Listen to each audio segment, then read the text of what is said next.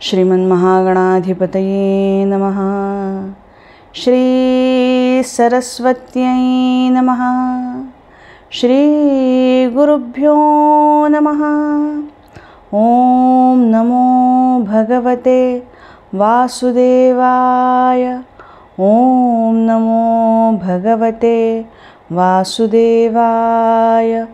ओम नमो भगवते वासुदेवाय।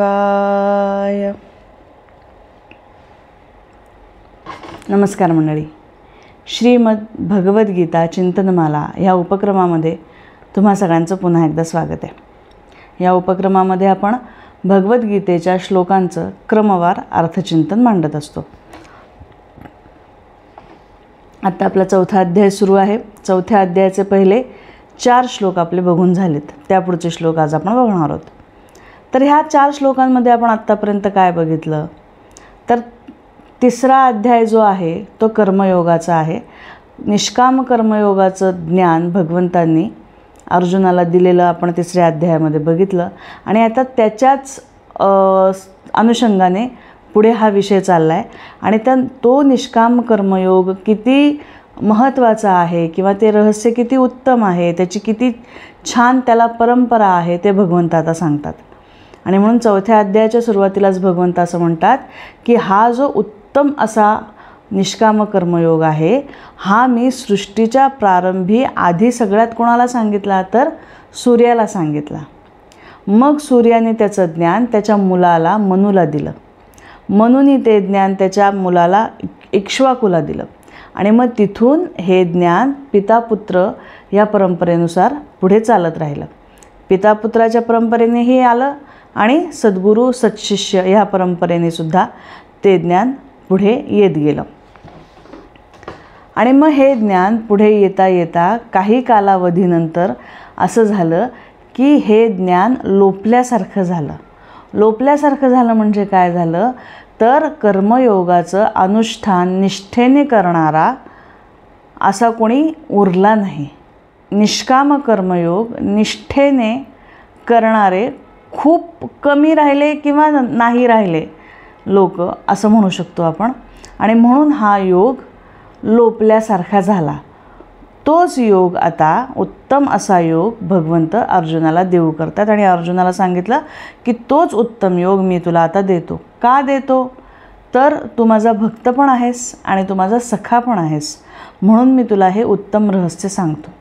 आत्तापर्यंत का सांगितलं नव्हतं अर्जुनाला, सखा तर होताच इतके वर्ष, पण आता तो शिष्य झाला म्हणून सद्गुरू सत्शिष्य ह्या परंपरेमार्फत भगवंतांनी आता त्याला हे उत्तम ज्ञान दिलं। याच्यानंतर अर्जुनाने असा प्रश्न विचारला की हे ज्ञान उत्तम आहे, हे पूर्वीपासून चालत आलेलं आहे वगैरे सगळं ठीक आहे, पण तू आत्ता माझ्या वयाचा थोडाफार मोठा 4-6 वर्षांनी माझ्यापेक्षा मोठा असणारा तू, आणि सूर्य मात्र इतका जुना की तो किती जुना आहे हे आमच्या वाडवडिलांना सुद्धा सांगता येणार नाही। इतक्या जुन्या सूर्याला तू हा योग सांगितलास हे माझ्या बुद्धीला पटत नाही, मला कळत नाही, तर मला समजेल असं तू सांग। आणि म्हणून अर्जुनाने हा प्रश्न विचारला आणि आता अर्जुनाच्या शंकेचं निरसन करण्यासाठी भगवंत पुढचे श्लोक सांगतात आणि हे त्या शंकेचं उत्तर भगवंत आता पुढच्या श्लोकांमधनं देतात। तर नेहमीप्रमाणे आधी आपण श्लोक म्हणूयात आणि मग त्याचं अर्थचिंतन करूयात। आजचे श्लोक असे आहेत। श्री भगवानुवाच बहूनि मे व्यतीतानि जन्मानि तव चार्जुन तान्यहं वेद सर्वाणि न त्वं वेत्थ परन्तप अजोऽपि सन्नव्ययात्मा भूतानामीश्वरोऽपि सन् प्रकृतिं स्वामधिष्ठाय सम्भवाम्यात्ममायया यदा यदा हि धर्मस्य ग्लानिर्भवति भारत अभ्युत्थानमधर्मस्य तदात्मानं सृजाम्यहं परित्राणाय साधूनां विनाशाय च दुष्कृतां धर्मसंस्थापनार्थाय सम्भवामि युगे युगे जन्म कर्म च मे दिव्यमेवं यो वेत्ति तत्त्वतः त्यक्त्वा देहं पुनर्जन्म नैति मामेति सोऽर्जुन। भगवंत उत्तर देतात, बहूनी मे व्यतीतानी जन्मानी तवचा अर्जुन. अर्जुना, तुझे आणि माझे बहूनी मे व्यतीत, अनेक जन्म होऊन गेलेत. तुझेही अनेक जन्म झालेत आणि माझेही अनेक जन्म झालेत. तान्यहम वेद सर्वाणी, तानी अहम वेद सर्वाणी, वेद म्हणजे जाणणे, ते सगळे मी जाणतो. नत्वम वेत्थ परंतप, वेत्थ म्हणजे पण जाणणे, पण हे परंतप अर्जुना तू मात्र त्याला जाणत नाहीस. जाणत नाहीस म्हणजे तुला आठवत नाही. जीवाला काही आठवत नसतं बघा, आपली स्मृती फार फार कमी असते, खूप लिमिटेड असते. आणि म्हणून भगवंत म्हणतात की आत्तापर्यंतचं जे सगळं झालं आहे ते सगळं मला माहिती आहे, मी जाणतो, पण तू मात्र ते जाणत नाहीस. का जीवाला लक्षात राहत नाही, का जीवाला आठवत नाही? तर त्याचं साधं सरळ उत्तर आत्तापर्यंत ज्याचा उहापोह भगवंतांनी केला, कामनांचा कल्लोळ. मनामध्ये सतत कामनांचा कल्लोळ असतो, विचारांचा गोंधळ असतो आणि त्यामध्येच आपण गुरफटून राहतो आणि म्हणून आपल्याला काही आठवत नाही. अहो, मागचा जन्म वगैरे फार फार दूर राहिलं. मागच्या आठवड्यात आपण काय जेवलो हे आपल्याला सांगता येत नाही. आणि जेवणाचं का सांगते आहे मी, तसं तर काहीच सांगता येत नाही, बऱ्याच गोष्टी आपल्याला सांगता येत नाहीत. पण जेवणाचं न सांगता येणं फार मोठी गोष्ट का आहे? कारण जेवणासाठी आपण किती खटपट करतो, चवीसाठी किती खटपट करतो. हे असं नाही ते तसंच पाहिजे. चक्का तो विकतचा काही चांगला लागत नाही, घरात जेव्हा चक्का आपण टांगून ठेवतो तेव्हाच चांगला होतो. बरं, खवलेलंच खोबरं घालायचं भाजीला वगैरे किंवा चटणीला वापरायचं, ते मिक्सरवरनं काढलेलं डायरेक्ट खोबरं तसं वापरलं तर त्याला काही चव लागत नाही. किंवा त्या चॉपरमध्ये कांदा बारीक नाही करायचा, सगळा रस निघून जातो. सुरीने छान बारीक चिरला की छान लागतो. किती उद्योग करतो आपण खाण्यासाठी, आणि ज्याच्यासाठी एवढे उद्योग करतो ते आपण काय खाल्लं होतं आपल्या लक्षात राहत नाही. किंवा कपडे घेण्यासाठी मला अमुकच प्रकारचे कपडे लागतात, मला असेच रंग आवडतात, मला तसंच सिल्क आवडतं, याच्यासाठी धावपळ करत असतो आपण. पण आपण जे लोक रोज बाहेर ऑफिसला जाणारे असतात किंवा काय असतात त्यांना विचारलं तर लक्षात राहत नाही की मागच्या 8-15 दिवसात तुम्ही कुठले कपडे घातले होते किंवा मागच्या बुधवारी तू काय घातलं होतंस बाबा, नाही सांगता येत पटकन. म्हणजे ज्याच्यासाठी आपण एवढी धावपळ करतो ते सुद्धा आपल्या लक्षात राहत नाही. का लक्षात राहत नाही? तर विचारांचा आणि कामनांचा गोंधळ. ममतेमुळे आणि आसक्तीमुळे जेव्हा धन आणि वस्तू ह्यांचा संग्रह केला जातो त्याला परिग्रह असं म्हणतात, आणि तसं न करणे ह्याला अपरिग्रह असं म्हणतात. जेव्हा अपरिग्रहामध्ये तुमची दृढता होईल, जेव्हा वस्तू आणि धनाच्या परिग्रहापासून तुम्ही स्वतःला मोकळं करू शकाल, तेव्हा तुम्हाला स्मृती तुमची प्रखर होत जाते, असं पातंजल योगशास्त्रामध्ये सांगितलं आहे. त्यांनी असं सांगितलं आहे, अपरिग्रह स्थैर्ये जन्मकथनता संबोधहा. म्हणजे सतत तुम्हाला जे परिग्रह करण्याची सवय लागली आहे त्याच्यामध्ये जे विचार आणि जे एनर्जी तुमची ज्याच्यात सतत राहते त्याच्यामुळे तुम्हाला काही आठवत नाही. जेव्हा अपरिग्रहाचा तुम्ही अभ्यास करता तेव्हा तुमची स्मृती ताजीतवानी व्हायला सुरुवात होते. म्हणून आपण बघतो की अनेक साधक असे आहेत ज्यांची एका पर्टिक्युलर लेवलपर्यंत जेव्हा साधना होते तेव्हा त्यांना त्यांचे मागचे जन्म आठवायला लागतात.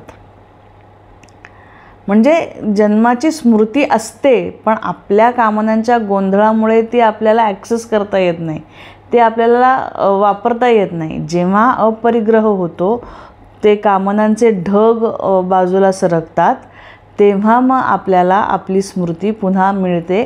म्हणून अनेक साधकांना मागचे काही जन्म आठवतात, पण ते साधनेच्या एका विशिष्ट टप्प्यावर गेल्यानंतरच होतं, सगळ्यांना ते होत नाही.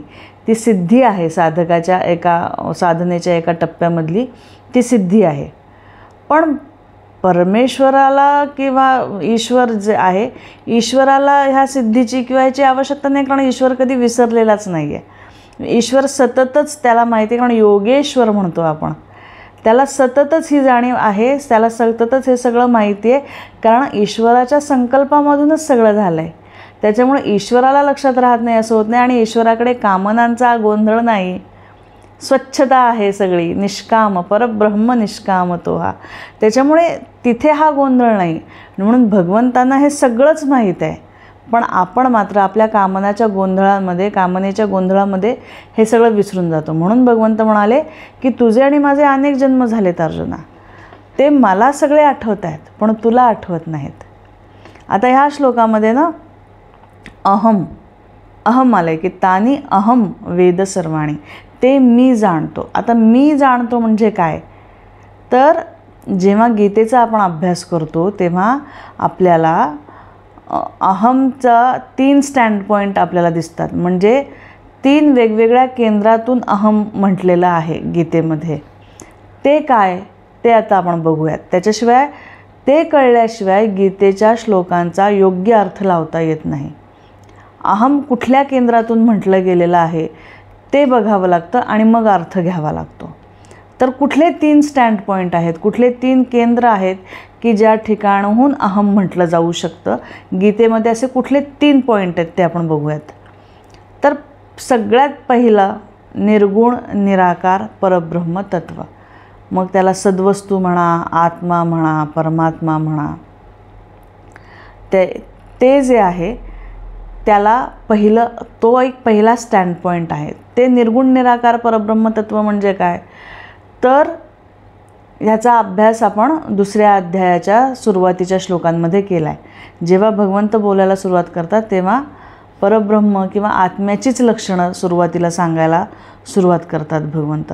आणि मग तो कसा आहे, तर अविनाशी आहे, अव्यय आहे, किंवा स्थिर आहे, नित्य आहे, अचल आहे, अनादि आहे, अनंत आहे, असा सगळा जो आत्मा आहे तो निर्गुण निराकार. आता निर्गुण निराकार का म्हणायचं, तर तो गुणातीत आहे. सत्व, रज आणि तमोगुण हे 3 गुण जे आहेत ना हे प्रकृतीच्या कक्षेमध्ये येतात. निर्गुण निराकार हा प्रकृतीच्या कक्षेच्या पलीकडे आहे, तिथे कुठल्याही गुणांचा स्पर्श नाही, म्हणून तो निर्गुण. आणि निराकार म्हणजे त्याला एका पर्टिक्युलर कुठल्याही आकारामध्ये आपल्याला बांधता येत नाही, कारण तो अनादि अनंत आहे, तो निरवयव आहे, म्हणून निराकार. मग निर्गुण निराकार असं जे परब्रह्म तत्व आहे, जे ह्या संपूर्ण विश्वाचा आधार आहे, तो पहिला स्टँड पॉईंट गीतेमध्ये येतो. हाच आणि ह्या परब्रह्म तत्वापर्यंत ते परब्रह्म तत्व आणि मी एकच आहे हे समजून घेणे, याच्यासाठी सगळा अभ्यास आपण वेदांताचा किंवा गीतेचा करत असतो. तर ते जे निर्गुण निराकार परब्रह्म तत्व आहे त्या स्टँड पॉईंटला एक अहम येतं. आता तो जो अनादि अनंत असलेला, व्यापक असलेला परमात्मा आहे किंवा ते परब्रह्म आहे, त्याच्या एका भागावर मायेची निर्मिती झाली. थोडंसं वेदांत आहे, थोडं समजून घ्या. समजलं ठीक, नाही समजलं ऐकत राहूयात परत, कारण हे इतकं चटकन कळत नाही. नुसतं थेरॉटिकली शब्द जरी कळाले आत्ता तरी पुरेसं आहे. ॲक्च्युअल काय आहे हे अभ्यासाने करतच येतं. अचानक, कारण वेदांत आहे म्हणजे ग्रॅज्युएशन करायला आपल्याला 15-15 वर्ष लागतात एक विषय शिकायला. मेडिकल करायला पोरं 30-30ची होतात पोरं, तरी त्यांचं मेडिकलचं शिक्षण संपत नाही. हे व्यवहारातलं शिक्षण घेण्यासाठी इतके कष्ट घ्यावे लागतात आपल्याला. तर हे वेदांत शास्त्र जे आपल्याला आपल्या स्वरूपाचं ओळख करून देणार, त्याचं इतकं झटकन कळणार नाही. त्याच्यामुळे पेशन्स ठेवायचा आणि ऐकायचा प्रयत्न करायचा. कानावरनं जाऊ द्यायच्या वेदांताच्या गोष्टी. जितक्या कळतील तितक्या कळतील, नाही कळणार. पुन्हा ऐकत राहून आपण सतत जेव्हा त्याचं चिंतन करू तेव्हा त्या हळूहळू कळायला लागतात. त्याच्यामुळे घाबरायचं नाही कळलं तरी अरे बापरे जड आहे का, मग आता मी गीतेचा अभ्यास सोडून देऊ का, असं काही करायचं नाही. शांतपणे ऐकत राहूयात फक्त आपण वेदांत. कारण आता ही जी सगळ्या प्रक्रिया आहेत ना, ह्या त्याच भाषेत सांगाव्या लागतात. ह्या अजून सोप्या करता येत नाहीत. होता आपण सोपं करायचा प्रयत्न करत असतो, पण काही संकल्पना अशा आहेत ना वेदांताच्या की त्या तशाच त्याच भाषेत बोलाव्या लागतात. गडबडून जायचं नाही, शांतपणे समजून घेण्याचा प्रयत्न करूया. समजलं नाही समजलं पुन्हा केव्हा तरी समजेल, हरकत नाही. तर निर्गुण निराकार असलेलं परब्रह्मतत्व, अनादी अनंत असलेलं परब्रह्मतत्व, त्याच्या एका भागावर मायेची निर्मिती झाली. ती जी माया आहे ती शुद्ध सत्वप्रधान आहे. आता इथून गुणांचं क्षेत्र सुरू होतं. ती माया कशी आहे? शुद्ध सत्वप्रधान आहे. त्या शुद्ध सत्वप्रधान मायेमध्ये त्या निर्गुण निराकार परब्रह्माचं प्रतिबिंब पडलं आणि ते जे प्रतिबिंब मायेमध्ये पडलं त्यालाच म्हणायचं सर्वव्यापक, सर्वनियामक, सर्वसाक्षी, सर्वज्ञ ईश्वर. म्हणजे ईश्वर कोण आहे? तर आपण ना ईश्वर, देव, परब्रह्म सगळे एका अर्थी वापरतो, पण वेदांताच्या अभ्यासामध्ये आपल्याला ह्याचं सॅग्रिगेशन करावं लागेल. निर्गुण निराकार परब्रह्म आणि मग त्या निर्गुण निराकाराचं जे प्रतिबिंब माये, शुद्ध सत्वप्रधान मायेमध्ये पडलं ते म्हणजे ईश्वर. आणि तो ईश्वर कसा आहे? शुद्ध सत्वगुणी ईश्वर आहे. तो कसा आहे? तर तो आहे सगुण निराकार. परब्रह्म आहे निर्गुण निराकार, तिथे गुण नाहीत, त्याला आकार नाही, अनादी अनंत आहे. आणि ईश्वर कसा आहे? मायेमध्ये प्रतिबिंबित झालेला, तो आहे सगुण निराकार.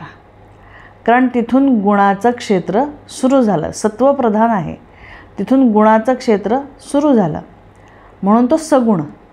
आणि निराकार का? तर आपण जसं परब्रह्माला अनादी अनंत म्हणतात ना, तसं मायेला सुद्धा अनादी अनंत म्हणतात. जरी परब्रह्माच्या एका भागावर मायेची निर्मिती झालेली असली तर परब्रह्माच्या दृष्टीने माया शांत आहे, अंत, अंतसहित परब्रह्माच्या दृष्टीने माया शांत आहे. पण जीवाच्या दृष्टीने माया अनंत आहे. जीवाच्या दृष्टीने मायेची उत्पत्ती कधी झाली आणि मायेचा लय कधी होईल हे सांगता येत नाही. मायेचा पार लागत नाही. जीवसापेक्ष जेव्हा आपण बघतो तेव्हा माया अनादी अनंत आहे. माया अनादी अनंत म्हणताना आपण फक्त थोडासा असा विचार करू की आपण ज्या भागामध्ये राहतो त्या भागामधलं आपल्याला किती माहीत असतो. काही महत्त्वाच्या गोष्टी माहिती असतात, फार काही अगदी आपल्या जवळच्या ज्या गोष्टी असतात 1-4-5 किलोमीटरच्या त्याच्यातल्या फार त्याच्या सगळ्या माहीत नसतात. काही महत्त्वाचे स्पॉट्स माहीत असतात, काही असतात.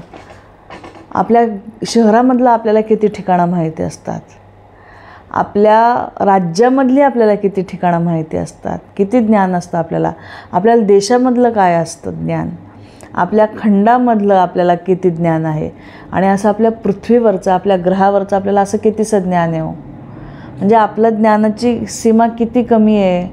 जेव्हा आपण एका पृथ्वीच्या कंपॅरेटिव्हली जेव्हा बघतो, ह्या संपूर्ण ग्रह जो पृथ्वी ग्रह आहे त्याच्याबद्दल जेव्हा विचार करतो तेव्हा आपल्याला किती कमी माहिती आहे हे आपल्या लक्षात येतं. तो जो पृथ्वी ग्रह आहे तो सूर्यमालेमधला एक ग्रह आहे. आणि आपण ज्या आकाशगंगेमध्ये राहतो त्या आकाशगंगेमध्ये, त्या आकाशगंगेचं नाव आहे मिल्की वे, आणि त्या आकाशगंगेमध्ये पृथ्वीसारखे आणि सूर्यासारखे अब्जावधी ग्रहतारे अजून आहेत. त्याचं आपल्याला काय माहिती आहे मला सांगा. किती भव्य आहे आपली आकाशगंगाच, केवढी भव्य आहे. त्या आकाशगंगेबद्दल तरी आपल्याला काहीतरी माहिती आहे का? म्हणजे आपल्या आकाशगंगेचा जर आपण आवाका बघितला ना तर आकाशगंगेच्या एका टोकापासून दुसऱ्या टोकापर्यंत जायला किती वेळ लागतो माहिती आहे का? अहो ते आकडे माझ्या लक्षात पण राहत नाही, मी लिहून घेतलेत. असं डोळे गरगरतात त्या आकड्यांनी. किती वेळ लागतो आपल्या आकाशगंगेला. तर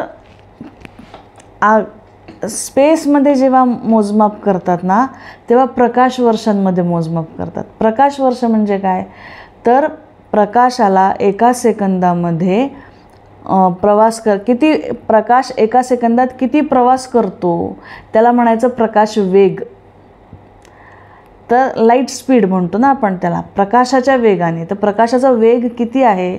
एका सेकंदामध्ये प्रकाश जवळपास 300,000 किलोमीटर एका सेकंदामध्ये प्रकाश प्रवास करतो. आणि इतकं स्पीड आहे प्रकाशाचं. मग प्रकाश वर्ष जे म्हणतात, त्या एका प्रकाश वर्षामध्ये किती स्पीडनी किंवा किती अंतर कापतो प्रकाश? तर 9.46 ट्रिलियन किलोमीटर इतकं अंतर एका प्रकाश वर्षामध्ये कापलं जातं. ट्रिलियन किलोमीटर म्हणजे ट्रिलियन म्हणजे किती? तर 9.46 वर पुढे किती अजून 12 शून्य द्यायचे, ते झाले 1 प्रकाश वर्ष. असं जर आपल्या मिल्की वेच्या एका टोकापासून दुसऱ्या टोकापर्यंत जायचं झालं, त्याचा जर व्यास काढला, तर त्या व्यासाचं अंतर किती आहे माहिती आहे का? 1,05,700 प्रकाश वर्ष. म्हणजे 1,05,700 गुणिले 946 ट्रिलियन किलोमीटर किती होतं आहे तुमचं? तुम्ही आता हिशोब करा. तुम्ही हिशोबही करू शकत नाही, आकडे डोळ्यापुढे फिरायला लागले. एवढा व्यास एकट्या आपल्या आकाशगंगेचा आहे, मिल्की वेचा, ज्यामध्ये आपण आहोत. अशा शास्त्रज्ञांना अजून 100 ते 200 अब्ज आकाशगंगा सापडलेल्या आहेत. त्याच्यातली एक मिल्की वे, तिचा एवढा आवाका आहे. अशा 100 ते 200 अब्ज आकाशगंगा अजून सापडलेल्या आहेत. आणि अशा अजून असंख्य अस्तित्वात आहेत, पण आपण तिथपर्यंत पोचू शकत नाही असं शास्त्रज्ञ सांगतात. म्हणजे विचार करा ह्या मायेचा आवाका किती आहे. मग जीवाच्या सापेक्ष जेव्हा आपण मायेचा विचार करतो, तेव्हा माया ही जीवाच्या सापेक्ष अनादी अनंत आहे. मायेचा पार आपल्याला लागत नाही. परब्रह्माचा तर नाहीच, पण मायेचाही पार आपल्याला लागत नाही, जी परब्रह्माच्या एका भागावर फक्त उत्पन्न झालेली आहे. त्याचाही पार आपल्याला लागत नाही.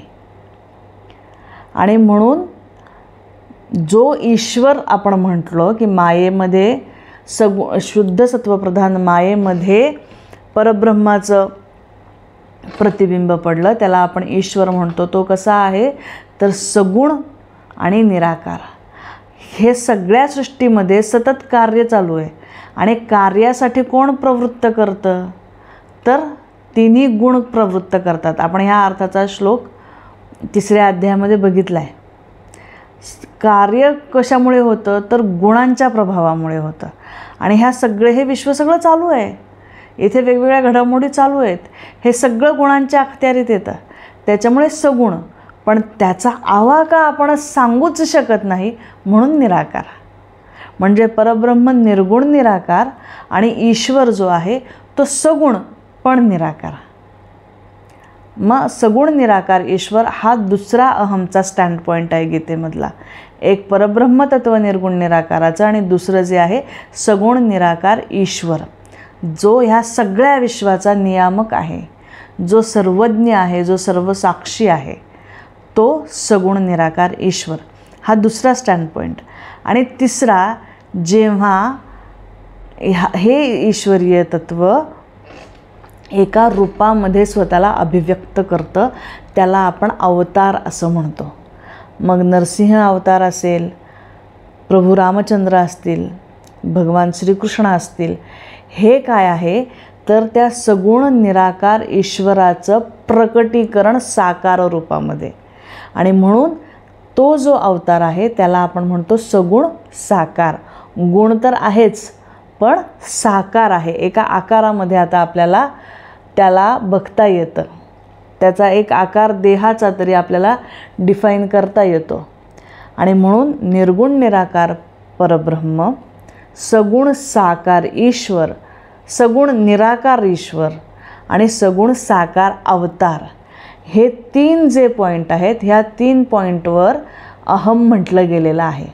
आता ह्या तीनपैकी कुठल्या पॉईंटवर धरून अहम म्हटलात, कारण तिन्हीला अहमच म्हणतो आपण किंवा तिन्हीला अहमच म्हटलं जाईल, पण केंद्र वेगवेगळ्या ठिकाणाहून म्हटलं जातं. जसं माझ्या शरीराला लागलं तर मी काय म्हणते की मला जखम झाली, मग मी देह आहे ह्या भावनेतून मी बोलते. मला जखम झाली, माझ्या हाताला जखम झाली, तेव्हा मी देह आहे असं बोलते. किंवा मला खूप आनंद झाला, तेव्हा मी मन आहे अशा पद्धतीने बोलते. तसं भगवंत जेव्हा जेव्हा अहम म्हणणार आहेत तेव्हा ते निर्गुण निराकार परब्रह्माच्या स्टँड पॉईंटला म्हणतायत, सगुण निराकार ईश्वराच्या स्टँड पॉईंटला म्हणतायत, की सगुण साकार अवताराच्या स्टँड पॉईंटला म्हणतात, हे आपल्याला बघावं लागतं आणि मग त्याप्रमाणे आपल्याला श्लोकांचा अर्थ करावा लागतो. आता इथे जे भगवंत म्हणालेत की अनेक जन्म होऊन गेलेले आहेत तुझेही आणि माझेही, ते मी सगळे जाणतो पण तू जाणत नाही. तेव्हा हा अहमचा जो पॉईंट आहे तो सगुण निराकार ईश्वराचा आहे, जो ह्या संपूर्ण विश्वाचा पालनकर्ता आहे, निर्माता आहे, नियामक आहे, जो कर्माध्यक्ष आहे, जो सर्वज्ञ आहे, त्यालाच सगळं माहिती आहे. आणि म्हणून ह्या श्लोकामध्ये जो अहम आलेला आहे तो सगुण निराकार ईश्वर ह्या स्टँड पॉईंटला आलेला आहे. आता पुढचा जो श्लोक आहे तो इतका सुंदर आहे. ह्या श्लोकामध्ये बघूयात आपण, आधी म्हणूयात तो अजोपी सन्नव्ययात्मा भूतानामीश्वरोपी सन, म्हणजे मी अज आहे. आता भगवंत आपले तिन्ही स्टँड पॉईंट याच्यामध्ये किती छान क्लिअर करतायत बघा. आणि हा श्लोक कळावा म्हणूनच आपण हे अहमचं विस्तृतीकरण आपण बघितलं. अजोपी सन्नव्ययात्मा, मी अज आहे, मी अव्यय आहे. आता अज आणि अव्यय कोण असू शकतं?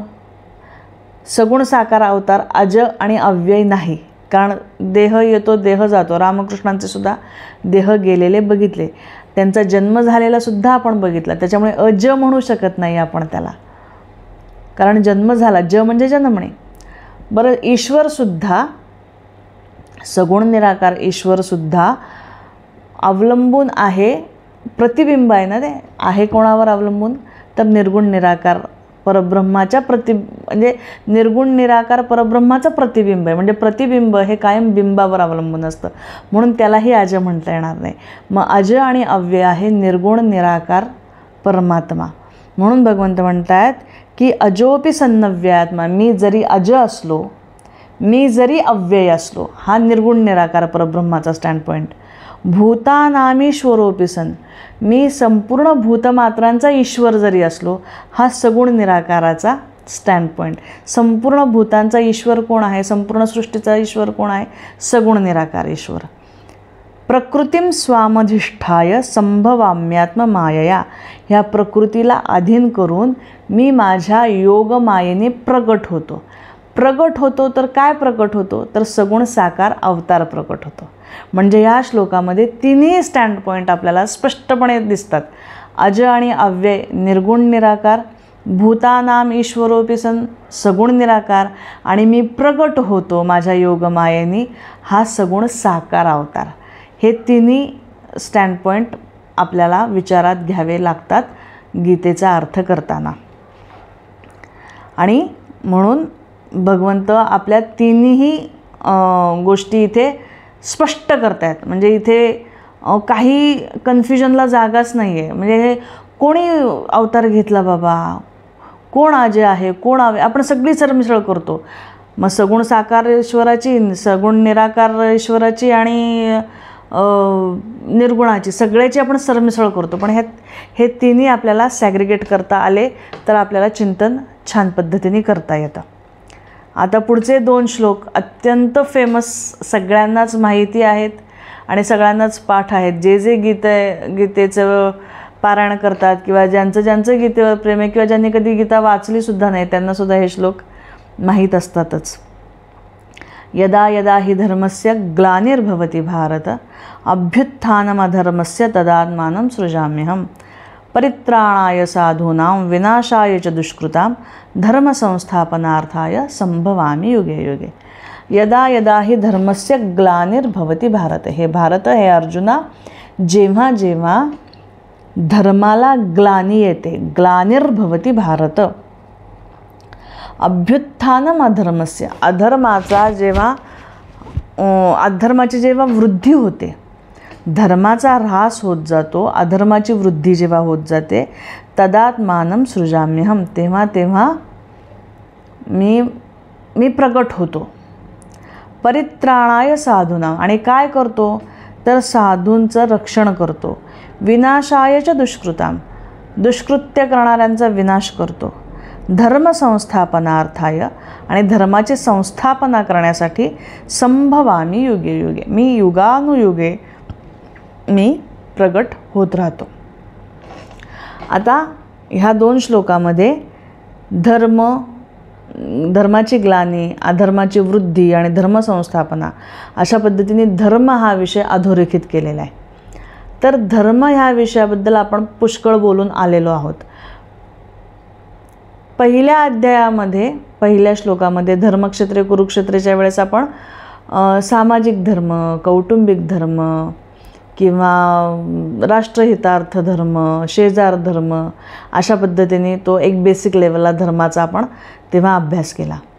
त्यानंतर दुसऱ्या अध्यायामध्ये भगवंतांनी सांगितलं की स्वधर्माचं रक्षण कर, तू स्वधर्मापासून च्युत होऊ नकोस आणि तू युद्ध कर. मग त्यावेळेला आपण वर्णाश्रम धर्माचा अभ्यास केला. आपल्या धर्माचं पालन, स्वधर्म म्हणजे काय त्याप्रमाणे आपण वर्णाश्रम धर्माचं तिथे आपण थोडंसं चिंतन मांडलं. त्यानंतर तिसऱ्या अध्यायामध्ये पुन्हा एकदा धर्म हा विषय आला. स्वधर्मे निधनम श्रेय परधर्मो भयावहा, की स्वधर्माचं रक्षण कर, स्वधर्माचं पालन कर, परधर्माचं पालन करू नकोस. तेव्हा आपण प्रकृतीच्या अनुषंगाने येणारा धर्म हा परधर्म आणि स्वरूपाच्या अनुषंगाने येणारा धर्म हा स्वधर्म अशा पद्धतीने चिंतन मांडलं. बरोबर. आता पुन्हा चौथ्या अध्यायात, प्रत्येक अध्यायात धर्म ह्या विषयाबद्दल आपण वेगवेगळ्या पद्धतीने चिंतन मांडत आलो आहे आत्तापर्यंत. पहिल्या अध्यायात अगदी बेसिक सामाजिक कौटुंबिक, दुसऱ्या अध्यायात वर्णाश्रम धर्म, तिसऱ्या अध्यायामध्ये प्रकृतीचे धर्म वेगळं आणि स्वरूपाचा धर्म वेगळं असं बघितलं. आणि आता पुन्हा चौथ्या अध्यायामध्ये धर्म हा विषय आलेला आहे. तर धर्म ह्या विषयावर आत्ता आपण चिंतन मांडताना आपण शांकर भाष्याचा आधार घेणार आहोत.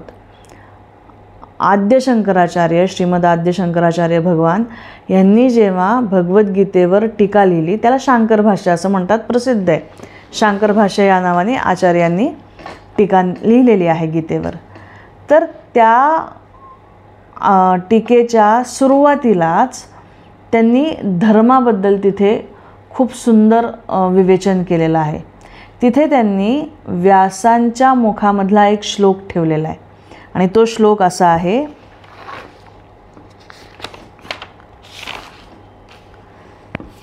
धर्म म्हणजे काय हे सांगताना व्यास म्हणाले, द्वाविमावथ पंथानौ यत्र वेदाः प्रतिष्ठिताः प्रवृत्तिलक्षणो धर्म निवृत्तिश्च विभाविताः.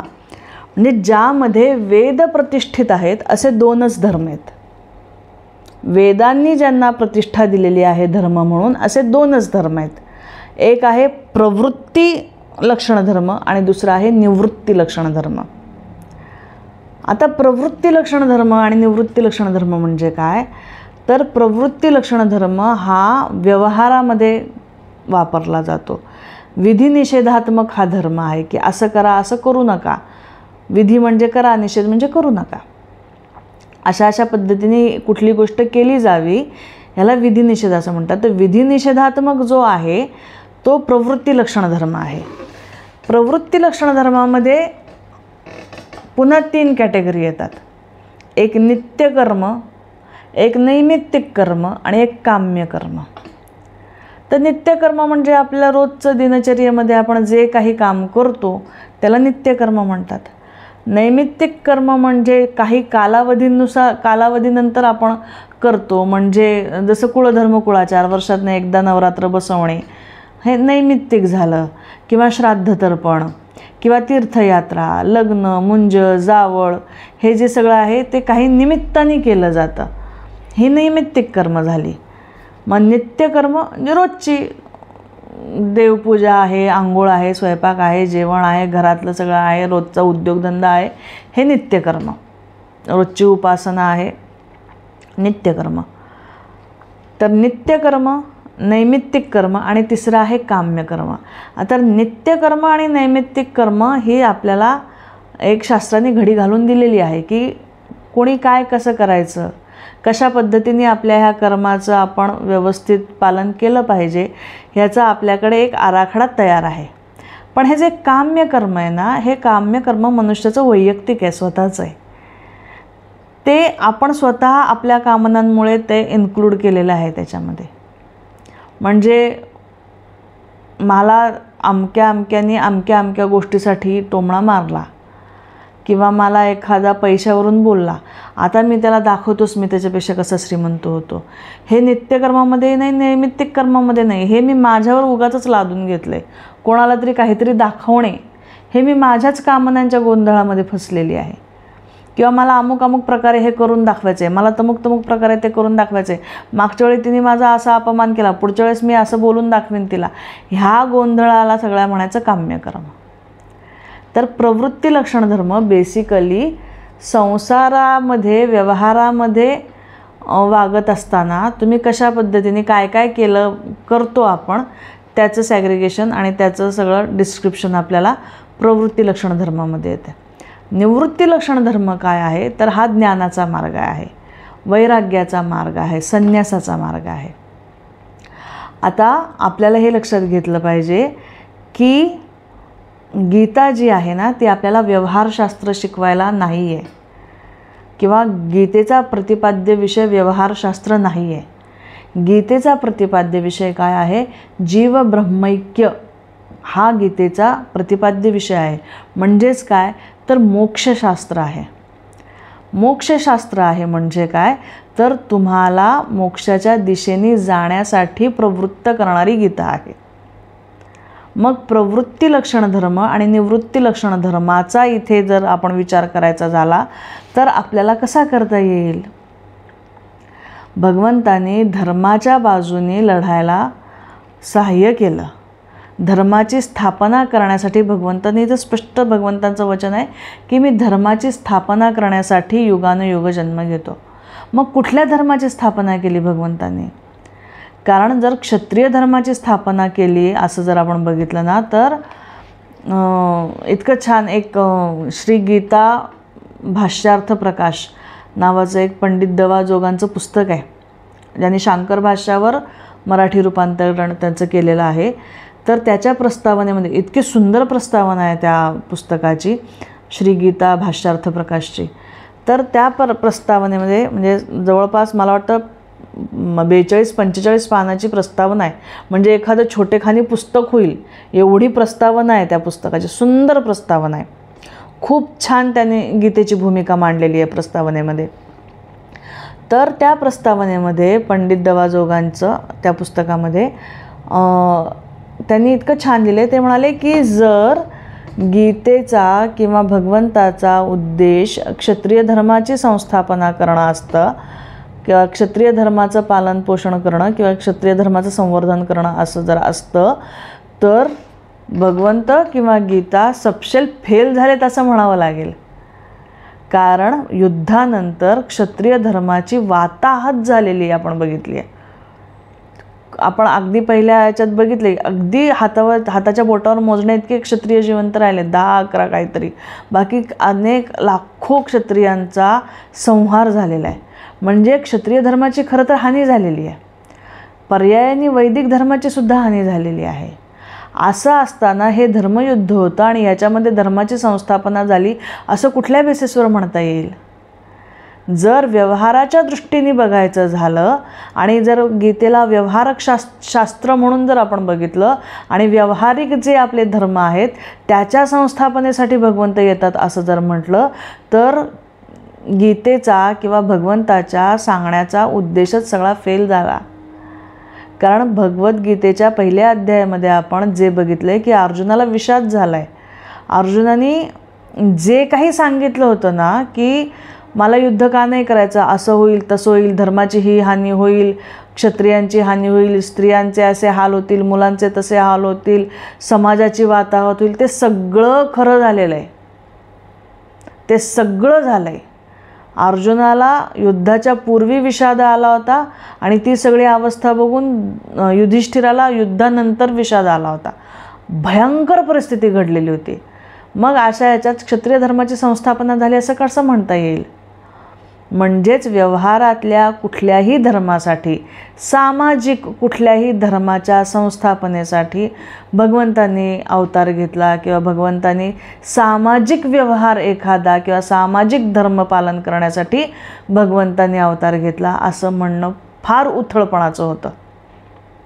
अत्यंत उथळ आहे, त्याला डेप्थच नाही आहे. जेव्हा व्यवहारातल्या, कारण आपण आत्तासुद्धा म्हणतो की म्हणतात परमेश्वर येणार आहे, एवढं सगळं होतं आहे, कुठे परमेश्वर आला आहे. व्यवहारातल्या गोष्टींसाठी नाही आहे. आपल्याला हे समजायला लागणार आहे. आता प्रवृत्ती लक्षण धर्म आणि निवृत्ती लक्षण धर्म ह्याचा जेव्हा आपण विचार करतो तेव्हा आपल्याला बघायला लागतं की प्रवृत्ती लक्षण धर्मामध्ये नित्य आणि नैमित्तिक कर्मच फक्त बघायची, काम्य कर्माचा त्याग करायचा. गीतेचं जे काही शिकवण आहे त्याप्रमाणे जर धर्माची संस्थापना करायची म्हटलं तर काम्य कर्माचा त्याग करायचा. कारण दुसऱ्या अध्यायाच्या शेवटापासून आपण हा विषय बघत आलो आहे. अख्खा तिसरा अध्याय त्याच्यात झाला. दुसऱ्या अध्यायाच्या स्थितप्रज्ञाच्या लक्षणांपासून आपण बघतोय की कामनेमुळे काय काय होतं. अख्ख्या तिसऱ्या अध्यायात आपण कामनेचा सगळा गोंधळ काय असतो ते बघितला. चौथा अध्याय झाला तरी आता कामना हा विषयच सुरू आहे.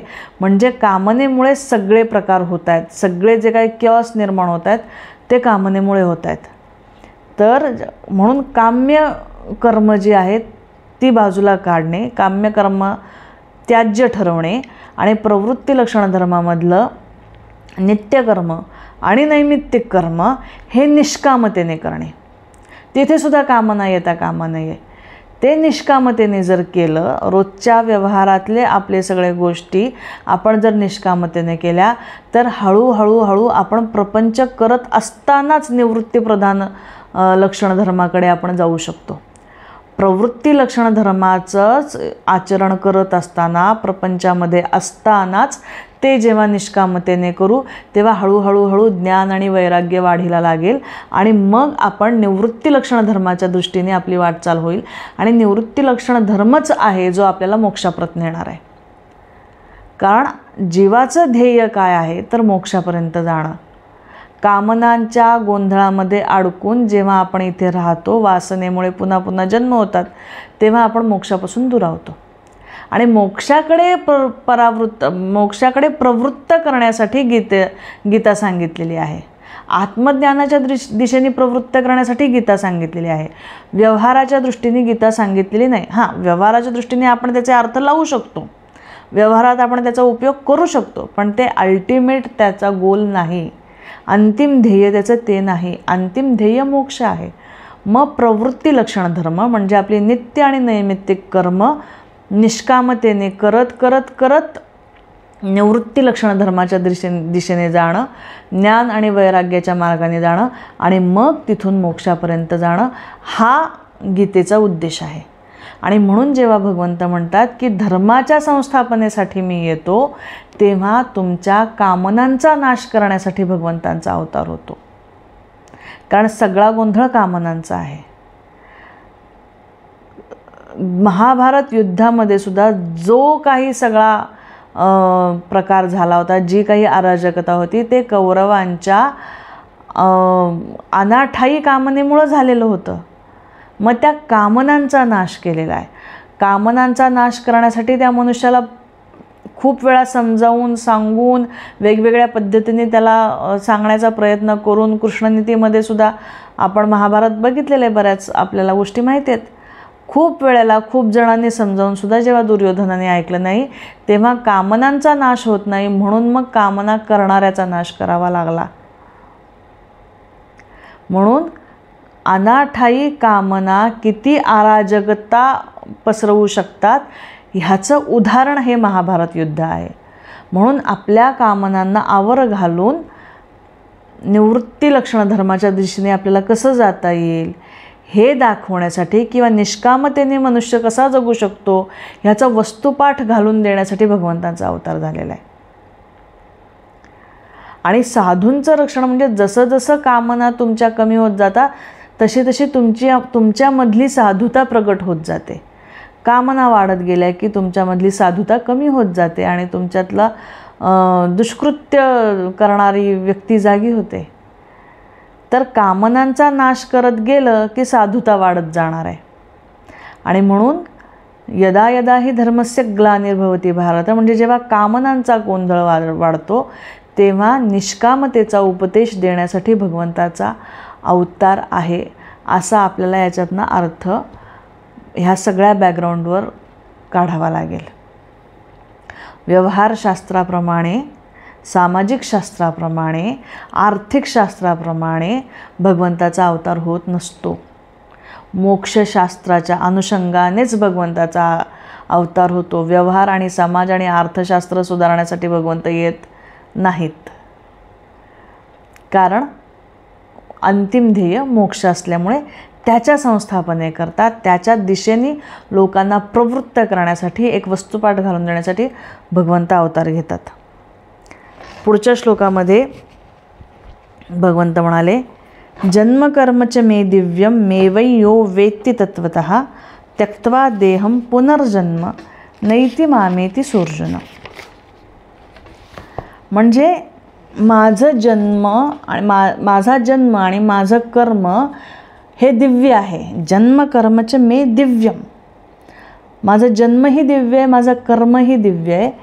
जन्मकर्मच मे दिव्यम मे वै यो वेत्ति तत्वतः, जो मनुष्य वेत्ति म्हणजे जाणतो, जो माझ्या जन्माला आणि कर्माला तत्वतः जाणतो, त्यक्त्वा देहम पुनर्जन्म, त्यांनी हा देह उपलब्ध असलेला, वर्तमानात असलेला देह जेव्हा टाकून द्यायची वेळ येईल, जेव्हा मृत्यू होईल, त्यक्त्वा देहम पुनर्जन्म नैति, त्याला पुनर्जन्म होणार नाही.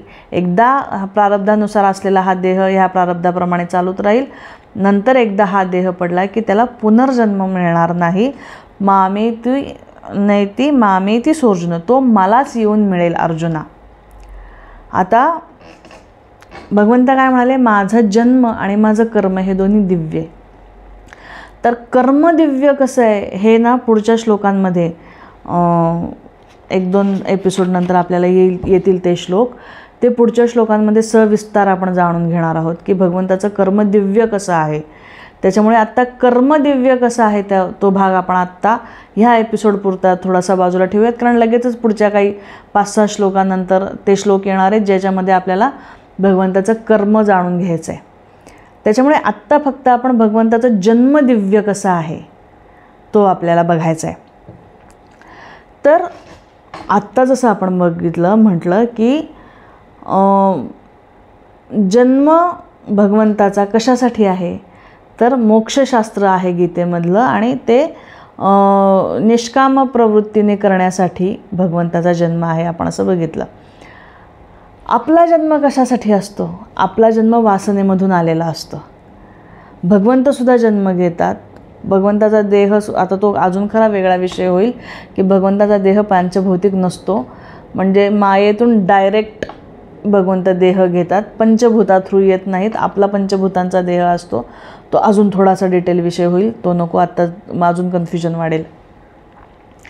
तर भगवंतांचा देह जो असतो ना त्याला लीला विग्रह म्हणतात आणि आपला देह जो असतो त्याला कर्मविग्रह म्हणतात.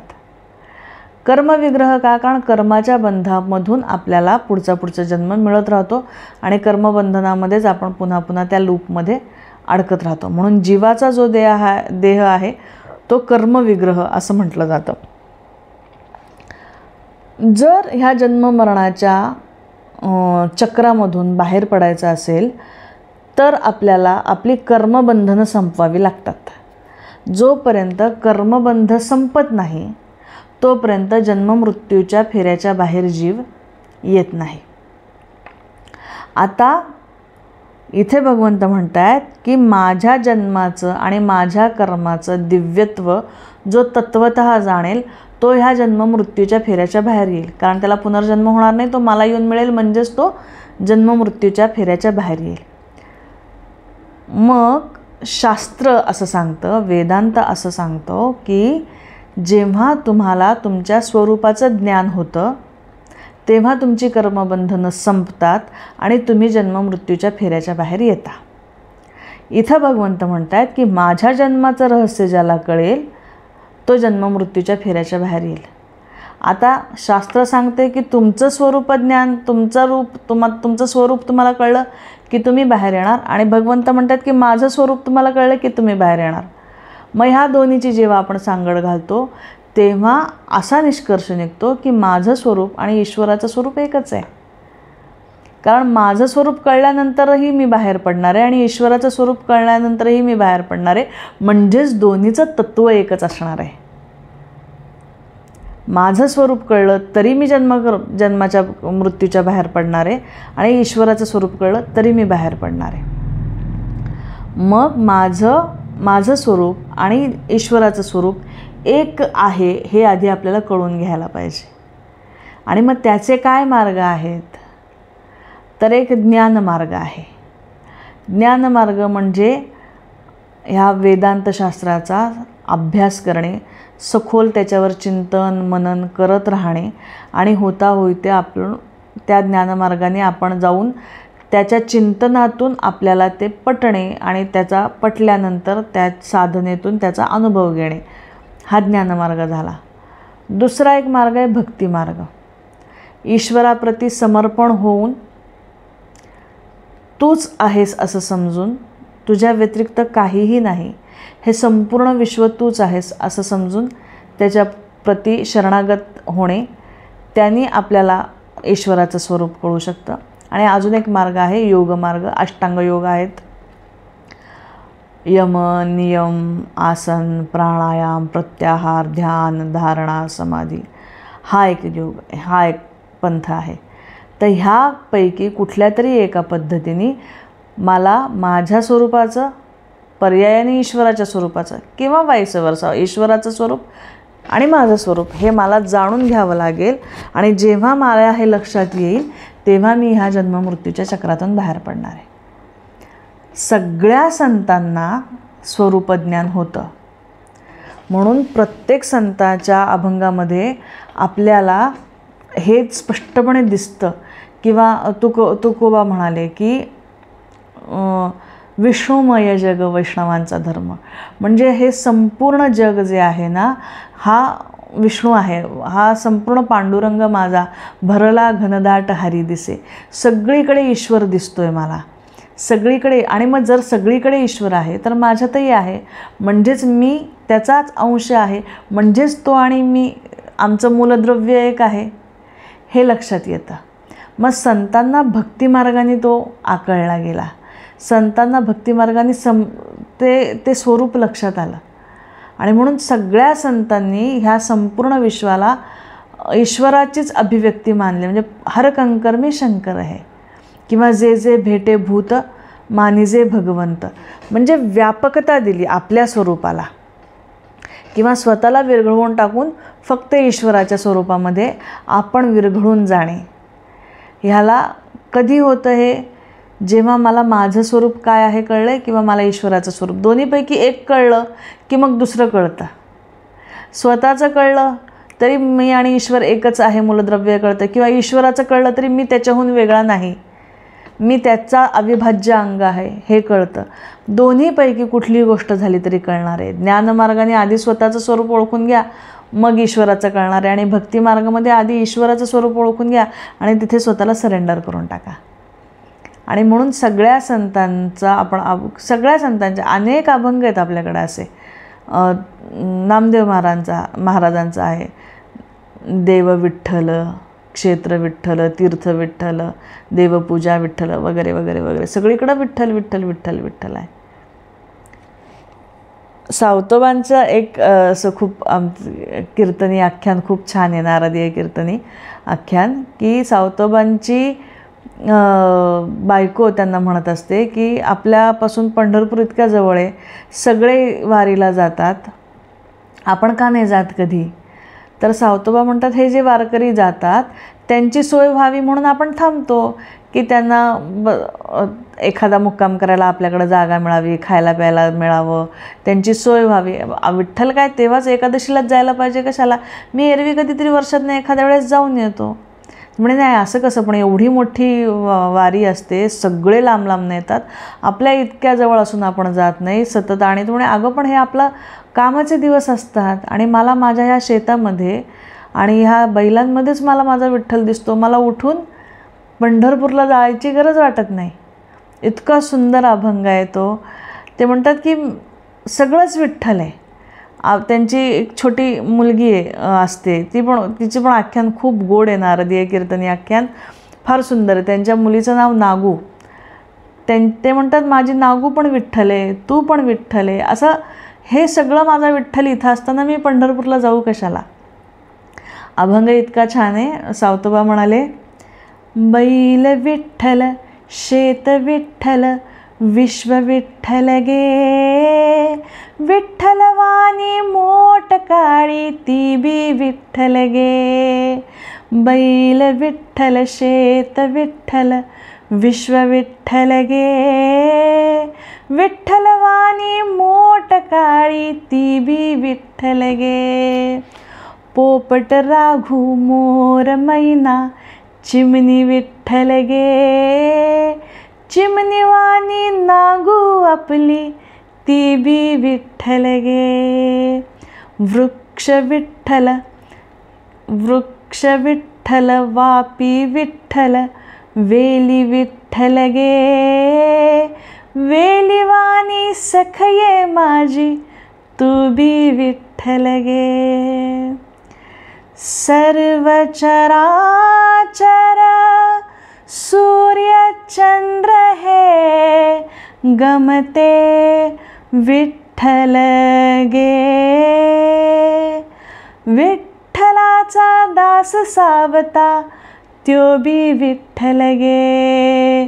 बैल विठ्ठल शेत विठ्ठल विश्व विठ्ठल गे, विठ्ठलवाणी मोठ काळी ती बी विठ्ठल गे. जेव्हा हे कळतं सगळीकडं माझा विठ्ठल भरून राहिलेला आहे, मग माझ्यात तो नाही का? मग माझ्यातही तोच आहे, तुझ्यातही तोच आहे, सगळीकडे तोच आहे. हे जेव्हा त्याच्या जन्माचं रहस्य कळतं, तत्वतः कळतं, बोलण्याचा विषय नाही, तत्वतः हे कळणं, तत्वतः हे अनुभवणं, हे डिफरंट स्किल आहे. हे डिफरंट काय म्हणतात त्याला, शरणागतीची खूप पुढची पातळी आहे. हे नुसतं बोलण्यात नाही आहे. हे द्वेषच नाही कधी कोणाचा. कोणाचा द्वेष करणे म्हणजे तुम्ही ईश्वराचं अस्तित्वच मान्य करत नाही असं होतं ते. त्यामुळे खूप वेगळ्या प्रकारचं स्किल आहे.